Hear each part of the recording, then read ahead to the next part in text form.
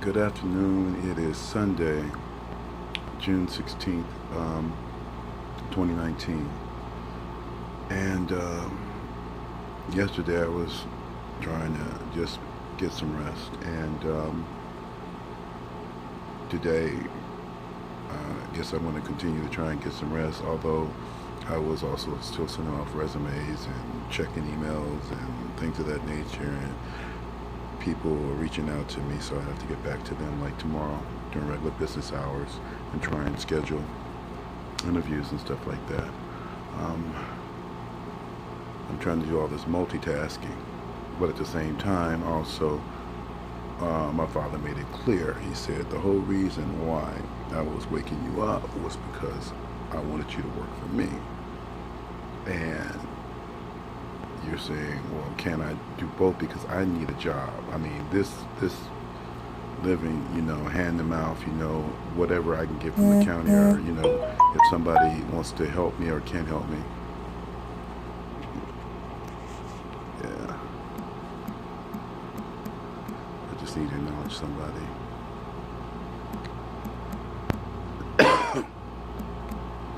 Oh, excuse me.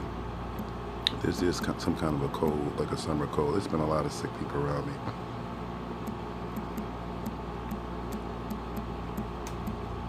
Okay.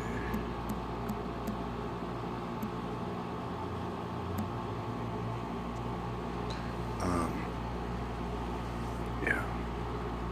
See, I don't believe that you never, that you do not, or you fail to acknowledge people for doing you a solid or a kindness and stuff. And that's what she did. She helped me out. So I wanted to make sure that I acknowledged it. My father's already acknowledged it. He saw her doing as much. And that was that. I mean, because he sent me a vision. And it was just her. She was online. And he was pleased. He was very pleased. I mean, it was like the way he put the picture out there was like it was pretty. It really was pretty. But she's a pretty person, a beautiful person. So what am I here to tell you? He sent me a series of dreams, and I told you I've been doing all this stuff for the last couple weeks. I haven't really posted that much. I reposted some memories and a few Bible scriptures and things of that nature, but I haven't really been able to record. And he hadn't been really sending me that much in the way of dreams, except for certain things that he was doing, like getting my truck fixed and things of that nature. He was letting me know that that was happening now, and that it was going to work out, and it did. And then trying to reassure me about this place where I'm staying now for the time being until he moves me, and I'm here, like I said, at least for another week.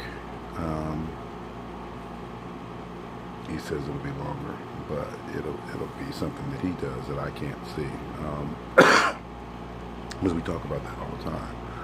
I mean, as psychic and intuitive as I am, this is another day and age. The gift of prophecy and premonition and all that stuff that you attributed to the prophets of old and to the mystics of old, and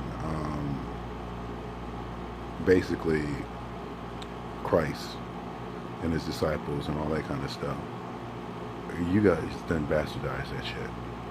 I mean, you done turned it into something that is just horrific in the eyes of God, because you all up in his grill, making money off of it, and then saying it's all about love. And it's not really about any kind of love. It's about you and your own sanctimonious behavior and your belief that you're a good people when you know you're not. Your causes are your causes. You're not helping everybody. You didn't think about anything that you were doing as you were doing this. I went over this a long time ago and on several other occasions, that when Doreen was out there teaching you how to cut cords and sold contracts and stuff, terminate them, she got that information from what she said was Archangel Michael, but she found out later that it was Lucifer, that she was channeling a demon. She's since tried to recant that, but that doesn't mean that the damage is not done, and that doesn't mean that the rest of you out there who still say that she was once a teacher of yours that you liked, or some of you say you never really believed in her shit anyway, but you did believe and angels and all that kind of stuff, and you found somebody else who was just as jacked who was teaching you some shit that you had no business doing, but you did it anyway. You started claiming yourself to be gods, false gods, and more. I mean, you went back to the Roman and Greek gods of old. I mean, if you listen to these so-called spiritual advisors and teachers and stuff, they're telling you about these gods and stuff that all were proven to be false. And they were all done away with up until now. You done brought them all back. And the world's in chaos. And those people are not really worried about the world. They're worried about their careers. And if they got a TV gig and who's in that auditorium and who they can channel, a spiritual connection with, and at the same time, get you to open your purse and give up some money. Oh, they might give out 1 or 2 scholarships, so you think that they're good people, but hey, let's face it. The priests of old, they didn't work for a fee, but they were priests. They were taken care of. The people made offerings and stuff, and they partook. But that didn't prove to be enough. Christ got all in their face about the fact that they were sitting there trading on sacrificial animals and things of that nature, making money. Money changers in the church. And he said, you have turned my father's house into a den of thieves. Now, who are the thieves? But the spiritual people. That's why they were gunning for him. Because he called them out on their shit. Now, you don't think that you have to listen to me, and that's not a problem. You say, I'll just unfriend him. That's not a problem. Because the thing is, you never believed in the teachings anyway. You believed in what you want to believe in. That is not a problem. Not for me. It may be for you. Because see, there is no church for you to join. And if you call yourself being a part of that church, well, let's put it this way. We prune that tree. Because it's in the Bible, the scripture, about the evil figs. And we don't court that. I don't even like figs. I don't like fig Newtons. They make a mess. And that's all I see in this world, is one hell of a mess. Now, for all the good people that are out there that are trying to do something, there's a shitload more who ain't trying to do nothing but see what they can get. They got their hands out. Even as other people say, just leave me the fuck alone. I'm sleeping by the riverbed. They said, oh no, now you polluting the waters.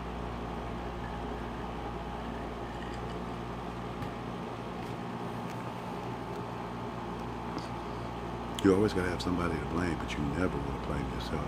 Well, you'll blame the gays, you'll blame the homeless people. The homeless people are you. Just like they're gay people who are homeless too. It's still you.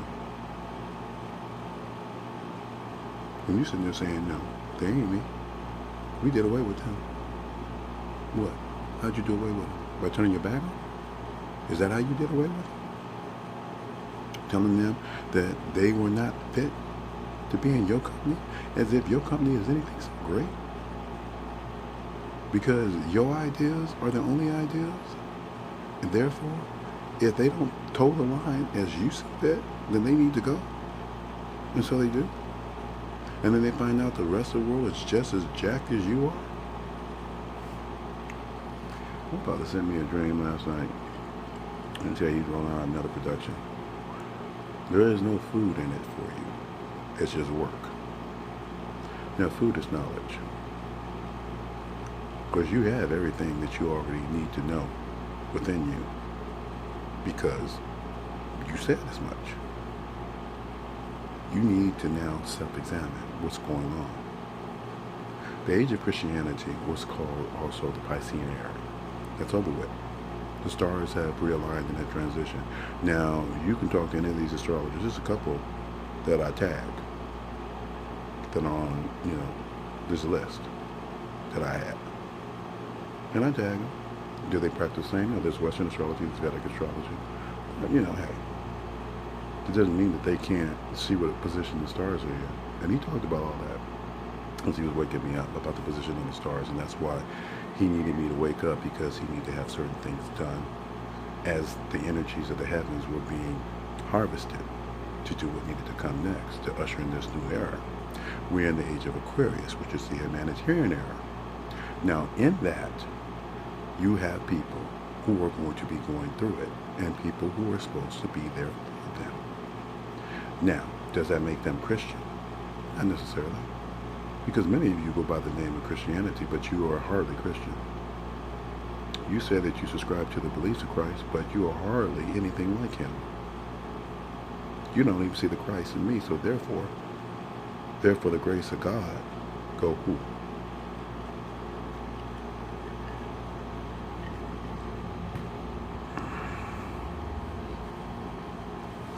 I don't know this orange juice is doing anything. This code's just got to run its course. Because I cannot be sitting there having interviews with people and coughing up a lung. That's not cute.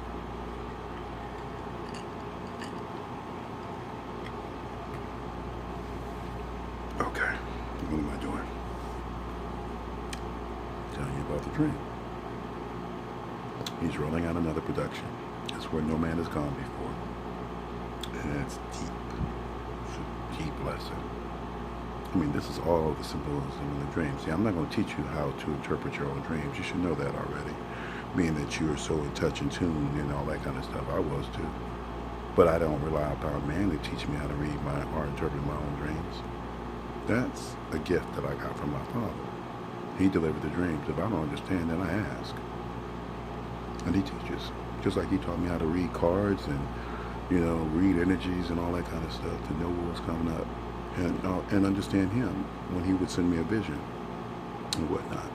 Or just to see the spirit that's on you when I'm out there with you.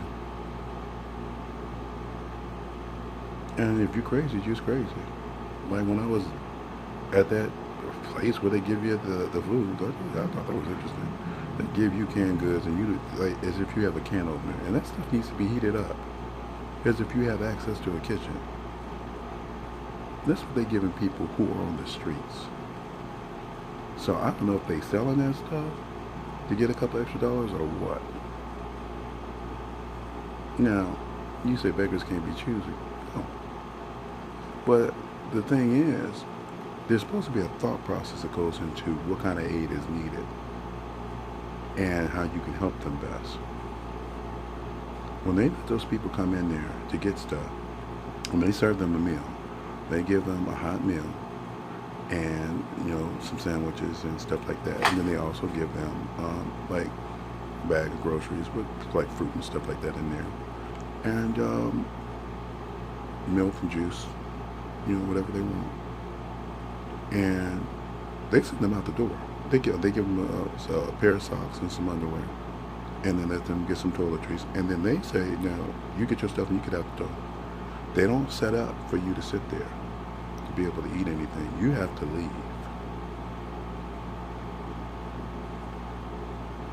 When I saw that, I said, no, that's a trip. Because when I went there that first time, I went on Saturday, and it was not like a full intake for somebody who was homeless. It was just, for people who needed stuff. And I needed, some interview clothes. Well, they didn't have any men's clothes in there, but I did find a pair of shoes that I could make use of. And then I also found some like casual shirts. So, I get work, then I can, if they don't need me to dress up, I can put on those casual shirts and I'll be fine.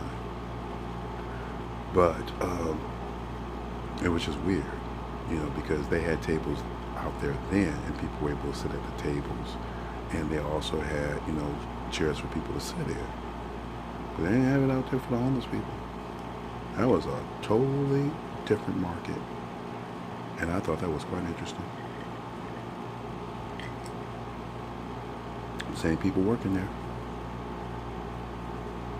It was a trip.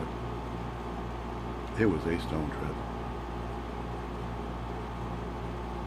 I look at that, and then every time I go to that county, I get there early because class starts at 1. And I usually get there anywhere between noon and 12:30, especially when I was taking that bus. I wanted to make sure I didn't have any problems because there's been many people that came to that class late. And you can miss that class, but if you miss too many classes, they put you out. And they did that to this brother. I mentioned that earlier. They put him out. Bro, he got to start all over again. And he got to wait till the next cycle, which is in July, next month. Just like the lady told me that if I don't have any kind of paperwork for housing, like a place to move into, because these people would not take this paperwork. I told you, they're shady. They got rules up there talking about no more than 2 people in a room, and I know for a fact there's 4 people in one room, and they know it too, because the lady confirmed that yesterday when she came and got that money that I had for her, and then turned around and told me that there was 2 people in the other room, and I said, well, but sometimes there's 3. So they just probably have an overnight guest. And then there's one guy over here across from me, and then there's me. So there's 3 men, like I said, and we're talking about 3, 4, 5, sometimes 6 women. And you put down 3 rolls of toilet paper and 1 goes missing within an hour's time of it being put down. And we know that some people in that room cooking and stuff, and they use that bathroom to clean the utensils and all that kind of stuff too. They also do their laundry in that bathroom, and they hang it out here. They don't speak English. They come from somewhere over there in Europe. I said, I feel like I'm in a 3rd world country right here. And don't get me wrong. For the most part, the people are nice. The man speaks. The older lady speaks. One of the girls speaks. The other one, I don't know what she do. She go in that bathroom and get lost. And don't seem to know how to flush a toilet. And they clog it up more times than not. Don't know how to use a plunger. I'm telling you, this place is interesting.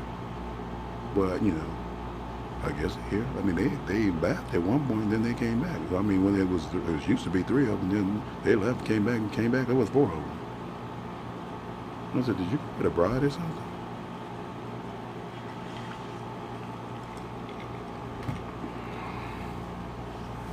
And there's only 1 bathroom. You're supposed to go in there, do your business, and come out. People go in there with their music and shit. I don't go in there with my music. I don't take my phone in there. I go in there, do my business, and come out. They go in there, listen to podcasts and shit. Get lost. What am I saying? I'm just telling you. It is going to get a lot more difficult before it gets a lot easier, because you have to understand this is an age of humanitarianism, and a lot of people are being uprooted and displaced. They're losing their homes. Some of them are living in homes that are not fit to be inhabited. We call it being red tag, but they still, they got to stay somewhere. If they don't have any family or friends they can stay with, if they can't not stay in a motel, if they don't have a car or RV to stay in, then that means they sleep on the street. They can go to a shelter and hopefully get in, but at the same time, shelters are always first come, first served. They can't keep up with the influx of the new homeless population that's out there. And it's going to be a lot worse, because storm season, this shit is torn up. Now, people can get jobs, and now they sitting there talking about passing a law, or trying to pass a law by 2020, but they said they have to bring it before the people for all these empty apartments that they have in the city of LA, because they know the landlords are holding out for people who can pay those over market rates. And they said, no, you need to come off those rates, and you need to open up these places to these people who are basically in need of a place to stay. Because and if you don't want to do it, then, we need to tax you for having an empty apartment. And the people said, well, we're already losing revenue. Well, yeah, of course you're going to say that. So, what you want? You want a cookie? You want a cracker? So they want to take that money and say, well, we'll use that money to build affordable housing for the people.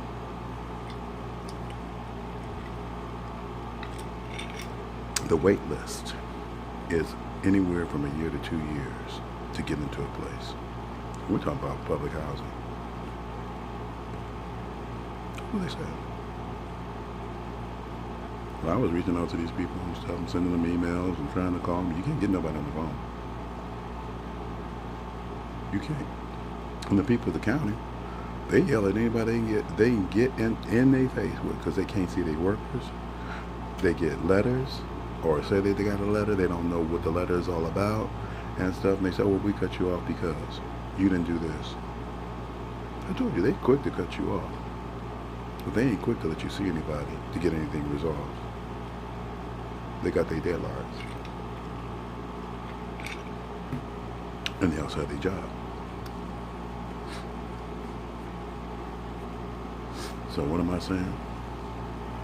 I'm telling you that this is the humanitarian age, the age of Aquarius. It's not this song in here where, everything was groovy and you were just on drugs and whatnot and sleeping in the park and stuff. You're going to be harassed by the establishment. You're going to be harassed by the police. Because all that's in the air. The musical. And the rich people are going to turn their noses down on you.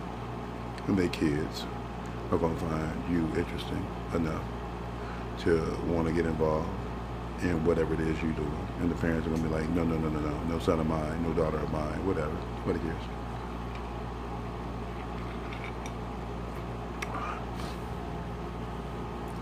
And what? The only solution is going to be to start a war with another country so you can, I guess, send off people into the armed services. I'm telling you, this stuff with Iran is really getting ridiculous. And the fact that Korea and China are so buddy-buddy and Putin, you see Donald Trump, you think those his boys, that he rolled with them.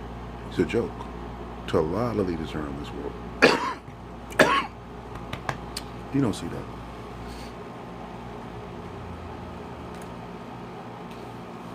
And the people of America, you have to understand something. When you were in Europe and you were overtaxed, we're talking about your ancestors, founding fathers and whatnot, so-called aristocrats. All you did was learn how to be like the people who had you under oppression when you were in Europe. Now, some of you were smarter than others, and that's why you drafted the Constitution and led the revolt and rebellion and whatnot. And the only reason why you were able to defeat Great Britain was because you had an advantage over knowing this land better than they did. They had to rely on people who would betray you, like, Benedict Arnold and stuff, but they didn't have enough people turn vote. So, and at the same time, even the people who had slaves managed to get the slaves to fight for them.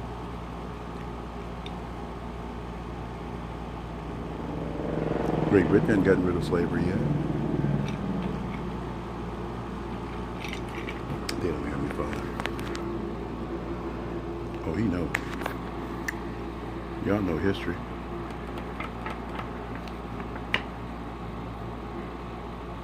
You celebrate it.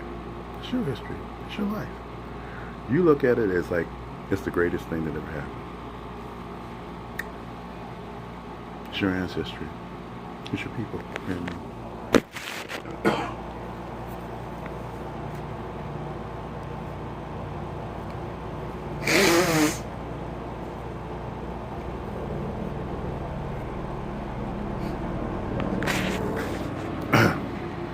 what I would find to be quite interesting is how many African chiefs apologize to their kinsmen or those they were at war with for having sold them off to the white man as slaves.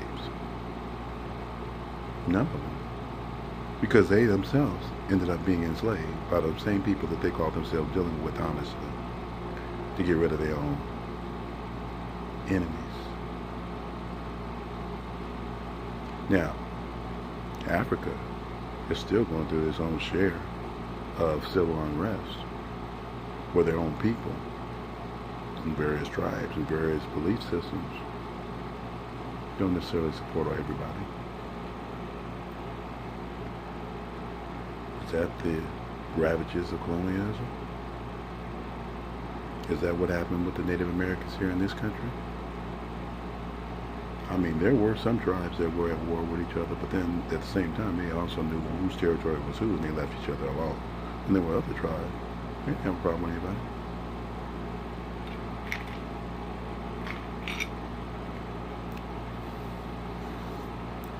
My father said in the dream, you had death duty. It means you have to work. and you have to work on accountability. There was a young lady in the dream that I looked at her and I knew I recognized her because, it was all about us coming together again to work on a project. And like I said, something that never been done before. So I saw the young lady and what's up? And she goes, what's up? And nodded again. But I realized, well, that was kind of rude. I didn't really speak to her. I just kind of did that. So when I saw her again in the dream, I said, I do remember you. And I remember your position. You were an AD.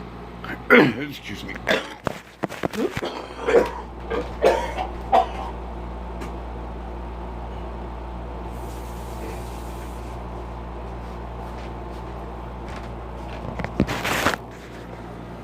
Oh, I hate that. One thing, I was trying to tell my doctor about where this mucus comes from. I thought there's some glands here. And he said, no, that ain't what that is. But he ended up sending me to a specialist. And I was telling her about the same thing. And she said, well, you're right, there's sacs there. And they get inflamed and their pus accumulates there. And that's what's draining down to your throat. And that's why you keep coughing it up because, that shit is nasty. It's full of bacteria. You want to get that shit out and stuff. So, just because you're a doctor, you're a regular internist, you don't know everything. Shit. That's why they got specialties. You read a book and then shit. Anyway, I said to the lady, I said, yeah, you were an AD, a second AD. She said, well, I was key. Which, yeah, she was. And I knew that, and I acknowledged it, because when you got a DP, a director of photography, then you have a UPM. This is television, and you have under the UPM you have your first and second ADs, and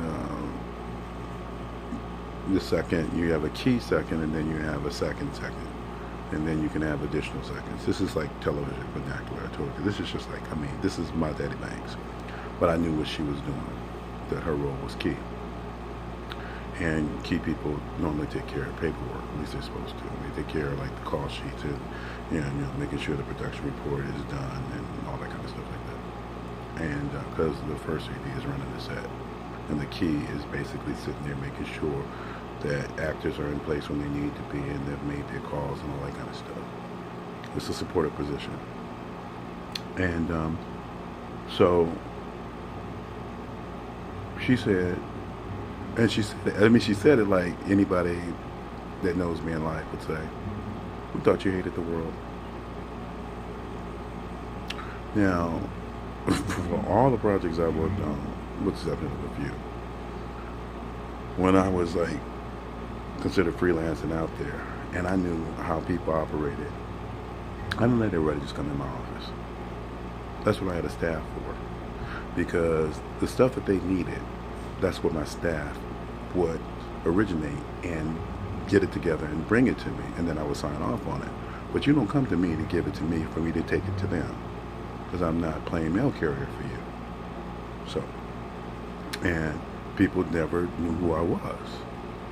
They just knew that my staff said, well, I have to run it by, Carlos. And they're like, well, who's Carlos? He's the accountant, he's my boss.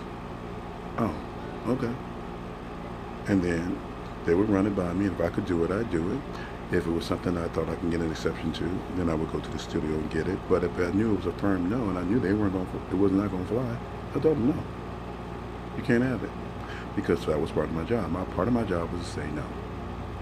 Now, my father, as he was waking me up, because I told you, I've worked many jobs throughout my whole lifetime. From life insurance to banking, to commission accounting. I mean, you name it, I've done some of everything. Accounts payable, accounts receivable, production accounting, all that stuff. And all that stuff comes into play because he'll use that vernacular to get a point across to me, and as well as scripting and production and things of that nature, and payroll, things of that nature. So when the lady said, we didn't think you liked the world, well, no, there times I've actually said, I can't stand this place. There's something wrong with these people. Now, did that mean I was talking about everybody? No, my father already knew me better than that. Because the whole reason why a lot of this started for me was because I prayed. I said, we need your help. And I was not just praying for myself. I was praying for a collective way, for people that I knew were good people. Now, I can teach you about, what comprises the Holy Spirit and why you might see or not see something or interact with somebody one way or another. But see, all that's going to take time. And right now, I'm working on, excuse me, getting better. I do need to get better. Because tomorrow is another day and it's going to get hot again. And see, that's not helping either with this cold. Because it's cooler now, but it's going to warm back up into the 90s by midweek. And we keep going out from the heat into air conditioning, and from air conditioning back out into the heat, and the body cannot adjust that fast. It just can't. So, especially if you don't have stability, because you're already stressed out, because the body responds to stress too. I mean, I know exactly what's going on, and normally I'm able to handle it, but this is too much shit for me to handle. And my father really wants me to understand that you have to work for me, and because you've been prepped, you're ready to go. Now, these people need to get ready too. See, this is a card with a page of wands, which is about faith and trust and belief. It's more personal belief. I mean, there's the major arcana, the lovers, that's personal belief too, but that speaks more to a relationship. This has to do with that which is in your life, your beliefs in your life. And I am my father's son. I am Christian. I believe in the tenets of Christianity. I understand the tenets of Christianity. I see how they might intersect with other races, or I said religions, I should say, or belief systems. But at the same time, I know for a fact that just because you sit there and say Jesus is for everybody, like Doreen was saying, I knew that was a full-faced lie. Jesus is not for everybody and never would be. And just because you can see somebody like a Kuan Yin doesn't mean that basically you still are working with Jesus. You're working with an abomination of Jesus. Because you wouldn't know Jesus if he came up and bit you in the ass. Not that he would do that. But since you made God a dog, I guess you see Christ as the same thing. Subject to abuse and betrayal and more. The last thing I'm going to say before I get off of this is stuff. He didn't say anything about Bible scripture. No, you don't need that. No. He said he wants you to go back and look at that Galatians post that I put, because you need to really pay attention to that.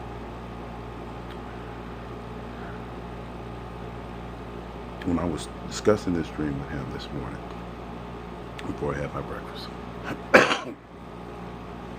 I was having a problem.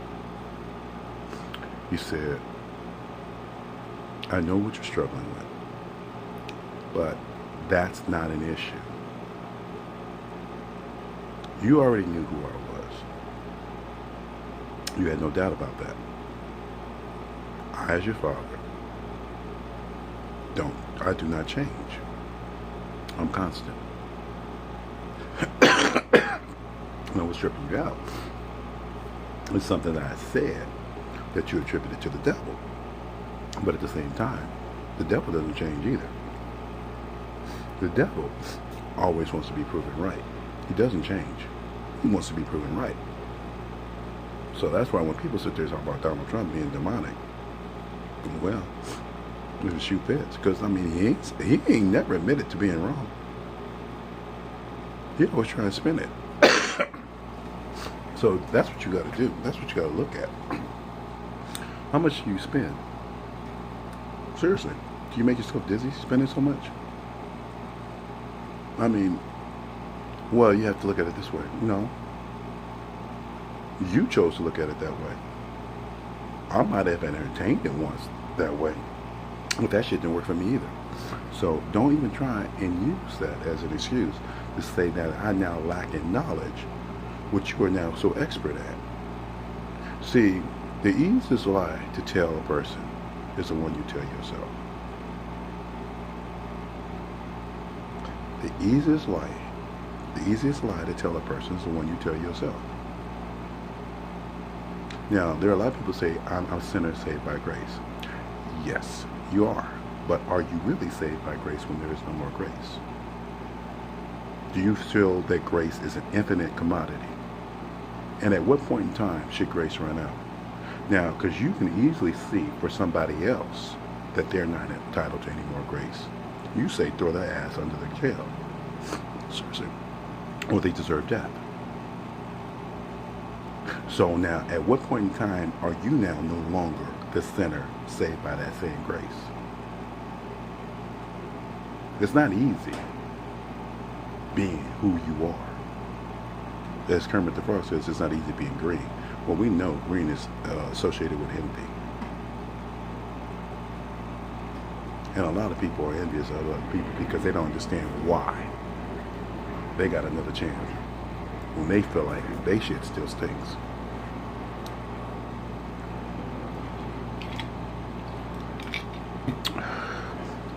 The whole reason why I take a shower, the whole reason why I wash my behind, the whole reason why I do anything is because I'm trying not to be funky like that. And I have to look at the facilities that have provided me or afforded me to actually do all this stuff and who I'm going in there after. And some of these people are straight up nasty.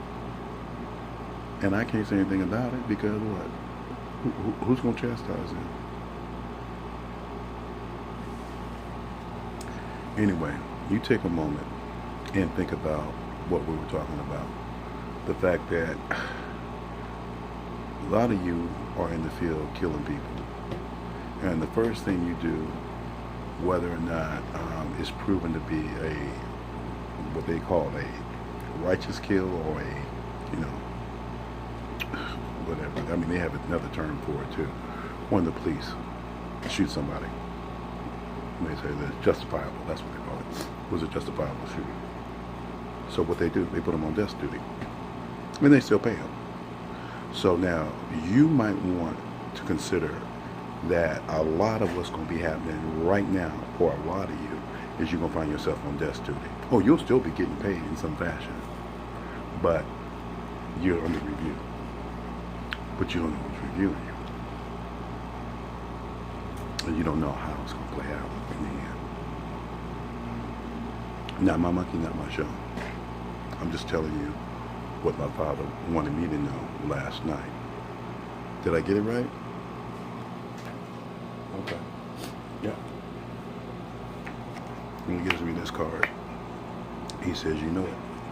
You know exactly what I was trying to communicate to you. All right. You have a nice day. Peace.